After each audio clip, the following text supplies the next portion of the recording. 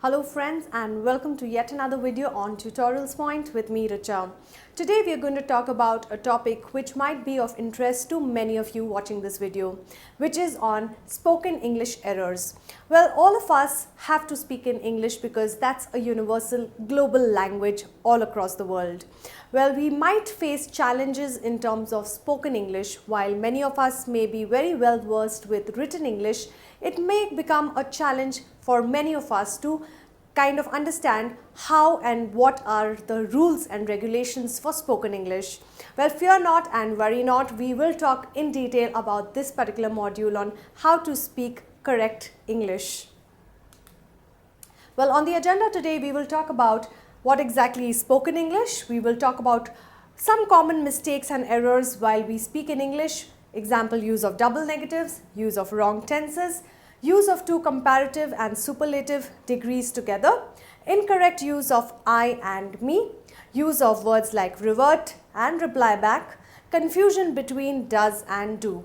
We will also speak on certain tips in order to improve our spoken English. Well, let's get started right away.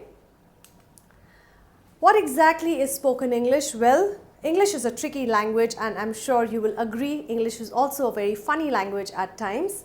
There are various sets of rules that we need to keep in mind while reading, writing or speaking this particular language. Though speaking is the way fastest mode of learning how to speak in a very fluent manner. Well, common mistakes that most of us go through while we are speaking in English, use of double negatives. Now, what are double negatives? We tend to use double negatives while we are speaking. Example, she didn't see nothing. Now, that is grammatically wrong because it means she must have seen something.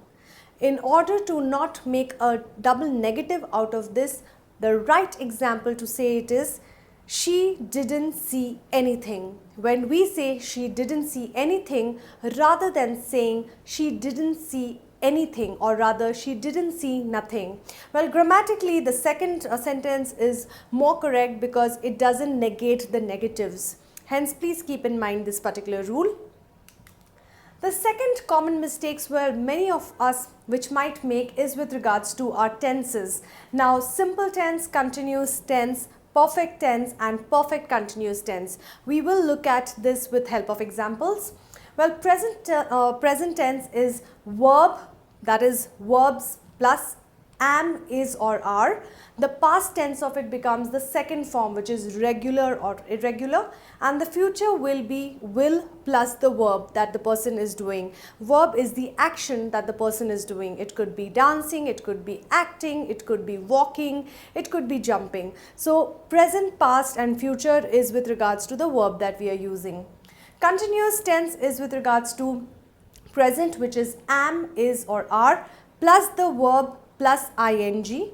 The past would be was, were, plus the verb plus the ing, and the future would be will be plus verb plus ing. Perfect tense would be have or has plus the third form.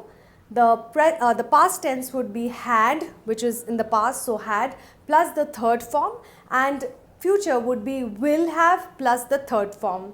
Well, perfect continuous is something which is happening in terms of the tenses, and that is have, has been plus verb plus ing, that is the present. Well, the past would go like had been plus verb plus ing, and the future would be will have been plus the verb plus the ing. Well, use of the wrong tenses can be complete disaster when you are speaking in English. We tend to use the wrong tenses while speaking. Example, this is just one odd example that I'm sharing. She didn't bought the car. Now that's grammatically wrong because didn't is never followed by a past tense word. So the correct way to say it is she didn't buy the car. Please understand, friends, that the way you use your tenses is very essential because if your spoken English does not have the right grammar, it can lead to a very bad impression. Well, now we're going to talk about some comparatives and superlatives. This is again one of the common mistakes or errors which people make while they're speaking in English. Comparative is when we use comparison, when we want to say a thing or a particular person is more than something else. For example, my dog is bigger than yours. So I'm comparing my dog with your dog, and that's comparative. Second is my sister is younger than me. Again, a comparison. Younger than whom is a question over here. So again, comparatives is one thing. Superlatives is when we use superlatives when we want to say a thing or a person is the most of that particular group. Please realize the way most has been underlined over here. There's nothing that goes above it. So that is the whole and soul, and that's the end point of that particular thing. For example, John is the tallest student, which means there is nobody taller than him. So I'm not comparing John with anybody because he is the tallest in the class. Second example is Antarctica is the coldest place in the world. So there is nothing colder than Antarctica. That's how we are saying that superlative, we are not comparing, it is the most of that particular thing. Use of two comparative or superlative degrees together. A sentence should never have both comparative and superlatives degree together. It's important to use them independent and individually. Example, isn't this more better? More is the comparative of much and better is for good. Rather than saying, isn't this more better? What we can do or say is, the correct sense is, isn't this better?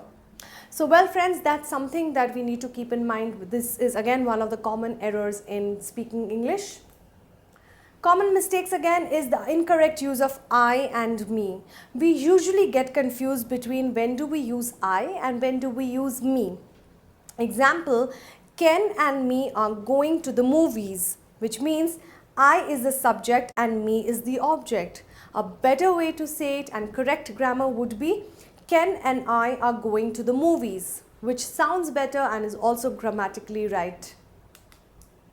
Well, certain words like revert back or reply back means the same, but we use it in a way which is both of them together. So kindly revert back is wrong English, is wrong, grammatically wrong, because revert and reply back is meaning the same. For example, please revert or reply back to the mail, which is wrong. Instead, please revert or / reply to the mail is the right way. So please do not use it together. Revert and reply back means one and the same thing. Well, there can be a lot of confusion between does and do. So when do we use does and when do we use do?